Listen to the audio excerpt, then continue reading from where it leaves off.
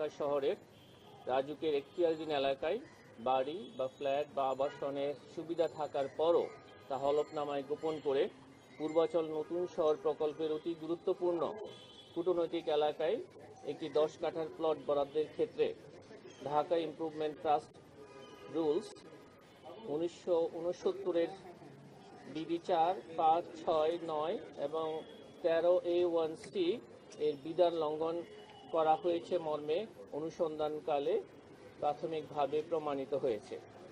জনাব Sheikh Hasina public servant হিসাবে বহাল থাকাকালে তার উপর অর্পিত ক্ষমতার অপব্যবহার করে অপরাধজনক বিশ্বাসভঙ্গপূর্বক তার মাধ্যমে প্রকল্পের বরাদ্দ বিষয়ক দায়িত্বপ্রাপ্ত গৃহায়ন ও গণপূর্ত মন্ত্রণালয়, রাজধানী উন্নয়ন কর্তৃপক্ষ এর সংশ্লিষ্ট গণকর্মচারীগণকে প্রভাবিত করে পরস্পর যোগ সাজশে নিজেরা লাভবান হয়ে ও অন্যকে লাভবান করার উদ্দেশ্যে বর্ণিত পূর্বাচল আবাসন প্রকল্পের অতি মূল্যবান কূটনৈতিক এলাকায় 27 নং সেক্টরের 203 নং রাস্তার প্লট নং 009 অভিযোগ সংশ্লিষ্ট জনাব শেখ হাসিনার নামে বরাদ্দ প্রদান ও প্লটের বাস্তব দখল গ্রহণ করার অপরাধে দণ্ডবিধির সংশ্লিষ্ট ধারা এবং দুর্নীতি প্রতিরোধ আইন 1947-এর 5-2 ধারায় আজ একটি মামলা রুজু হয়েছে। মামলা নম্বর 47। এই মামলায় আসামির সংখ্যা 8। তদন্তকালে যদি আরও কোনো ব্যক্তি বা কর্মকর্তা কর্মচারীর সংশ্লিষ্টতা পাওয়া যায় তাহলে তাদেরকেও এই মামলায় অন্তর্ভুক্ত করা হবে।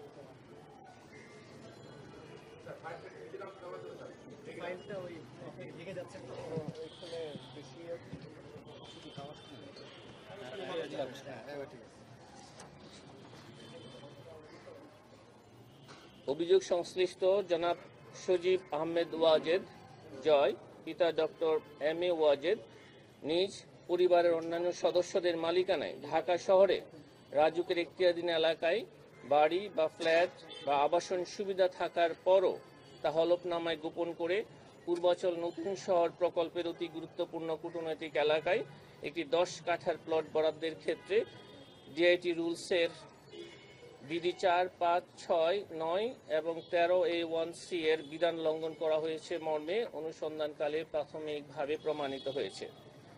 তার মাতা অভিযোগ সংশ্লিষ্ট জনাব শেখ হাসিনা সাবেক প্রধানমন্ত্রী সর্বোচ্চ পদাধিকারী ও পাবলিক সার্ভেন্ট হিসাবে বহাল থাকাকালে তার উপর অর্পিত ক্ষমতার অপব্যবহার করে অপরাধজনক বিশ্বাসভঙ্গ পূর্বক তার মাধ্যমে প্রকল্পের বরাদ্দ বিষয়ক দায়িত্বপ্রাপ্ত গৃহায়ন ও গণপূর্ত মন্ত্রণালয়, রাজধানী উন্নয়ন কর্তৃপক্ষ এর সংশ্লিষ্ট গণকর্মচারীগণকে প্রভাবিত করে পরস্পর যোগ সাজশে নিজেরা লাভবান হয়ে এবং অন্যকে লাভবান করার উদ্দেশ্যে বর্ণিত পূর্বাচল আবাসন প্রকল্পের অতি মূল্যবান কূটনৈতিক এলাকায় 27 নং সেক্টরের 203 নং রাস্তার প্লট নং 015 অভিযোগ সংশ্লিষ্ট জনাব সজীব আহমেদ জয়ের নামে বরাদ্দ প্রদান এবং প্লটের বাস্তব দখল গ্রহণ করার অপরাধে দণ্ডবিধির সংশ্লিষ্ট ধারা এবং দুর্নীতি প্রতিরোধ আইন 1947-এর 5-2 ধারায় আরও একটি মামলা রুজু করা হয়েছে। মামলা নম্বর 48। এই মামলায় আসামির সংখ্যা 15 জন।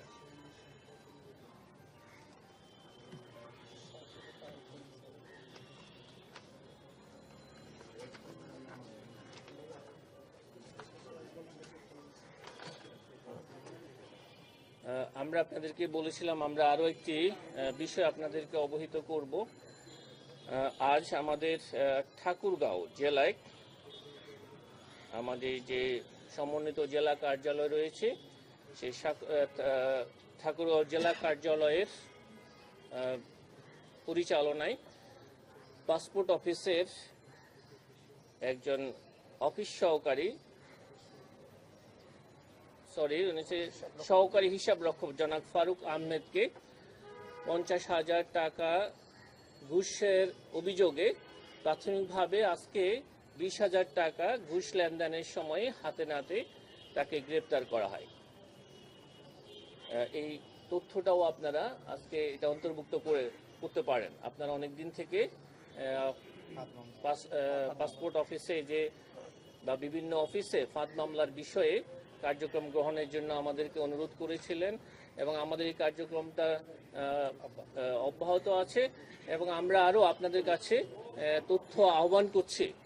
ঘুষ লেনদেনের কোনো বিষয় যদি আপনাদের কাছে থাকে আপনাদেরকে এবং আমরা সবার কাছে আপনাদের মাধ্যমে অবহিত করতে চাই, যে কোনো সরকারি দপ্তরে ঘুষ লেনদেনের কোনো বিষয় থাকলে সেটা যেন আমাদের সংশ্লিষ্ট জেলা কার্যালয় অথবা আমাদের প্রধান কার্যালয়ের সাথে যদি আপনারা যোগাযোগ করেন তাহলে আমরা এই ফাঁদ মামলার মাধ্যমে ঘুষ হাতে নাতে ধরার কার্যক্রমটা আমরা আরও পরিচালনা করব।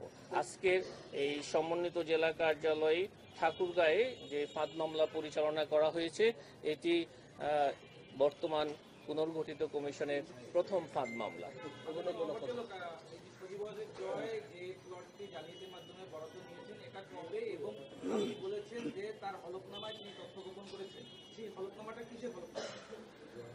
আমি আপনাদেরকে বলেছি যে মামলা রুজু হয়েছে এবং আমাদের এজাহারে এই মামলা সংক্রান্ত খুঁটিনাটি সব বিষয় রয়েছে। আপনারা সেখান থেকে এজাহারের বিষয়টা আপনাদেরকে অবহিত করা হবে, সেটা থেকে আপনারা এই বিস্তারিত তথ্য পাবেন। আপনি হলফনামার কথা বলেছেন, আমরা জানি জয় কখনো নির্বাচন করেনি।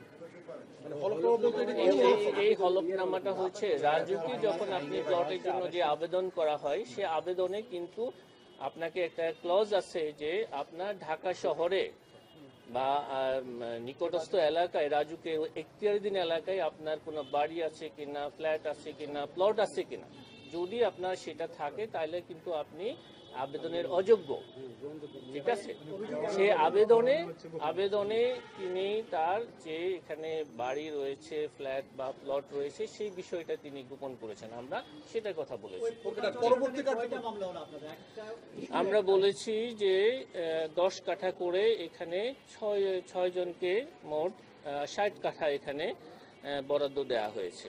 এখানে বেনিফিশিয়ারি ভিন্ন ভিন্ন এবং এটা ঘটনার সময়কালটাও ভিন্ন ভিন্ন, সেই কারণে এখানে প্রত্যেকের বিরুদ্ধে পৃথকভাবে 6টি মামলা রুজু করা হয়েছে। এখন আপনাদের কার্যক্রমটা কি? শেখ হাসিনা পরিবারের বিরুদ্ধে 6টি মামলা করলেন, পরবর্তী পদক্ষেপ কি?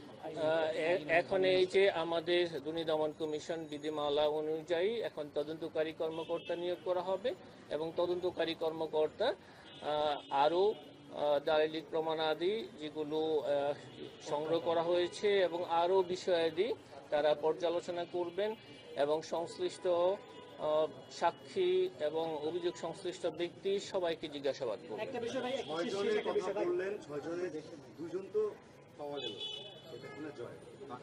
হ্যাঁ, ইতিমধ্যে আপনি বোধহয় এটা মিস করেছেন, ইতিমধ্যে আরো 4টা মামলা রুজু হয়েছে।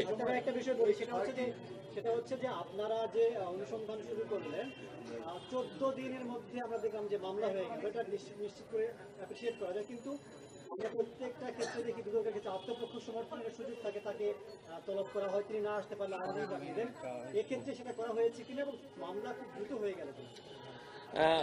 আমরা আমাদের যে অনুসন্ধান দল রয়েছে আপনারা জানেন তারা অক্লান্ত পরিশ্রম করেছেন, যে সমস্ত দালিলিক প্রমাণাদি তারা সংগ্রহ করেছেন এবং সেই কার্যক্রমটা সম্পন্ন করে দ্রুততম সময়ের মধ্যে তারা চেষ্টা করেছেন যে অনুসন্ধান প্রতিবেদন দাখিল করার জন্য এবং তাদের দাখিলকৃত প্রতিবেদনের প্রেক্ষিতে আমাদের এই কার্যক্রমটা সফল হয়েছে। আর একটা জিনিস আপনি যেটা বলেছেন যে আত্মপক্ষ সমর্থনে, হ্যাঁ, আত্মপক্ষ সমর্থনের জন্য আমাদের যে আইনানুগ প্রক্রিয়া আছে এবং ফৌজদারি কার্যবিধিতে যে ধরনের সুযোগ রাখা হয়েছে অভিযোগ সংশ্লিষ্ট ব্যক্তিদেরকে তাদের আত্মপক্ষ সমর্থনের সুযোগ দেয়, সেগুলো সব প্রক্রিয়াই অনুসরণ করা হয়েছে। আমরা তাদেরকে তাদের বর্তমান এবং স্থায়ী ঠিকানায় আমাদের অনুসন্ধান দল গিয়েছেন এবং তাদের বক্তব্য সংগ্রহের জন্য, এবং তারা পলাতক থাকায় তাদেরকে তাদের বক্তব্য নেয়ার সম্ভব হয়নি।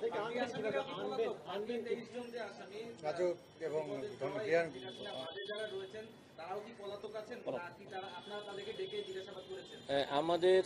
আমি আপনাদেরকে বলেছি যে আমাদের দুর্নীতি দমন কমিশন আইন এবং বিধিমালা অনুসরণ করে যে কার্যক্রম গ্রহণ প্রয়োজন আমাদের অনুসন্ধান দল সেই প্রক্রিয়াগুলো অনুসরণ করে এই কার্যক্রমগুলো গ্রহণ করেছেন। আপনাদের সকলকে অনেক ধন্যবাদ।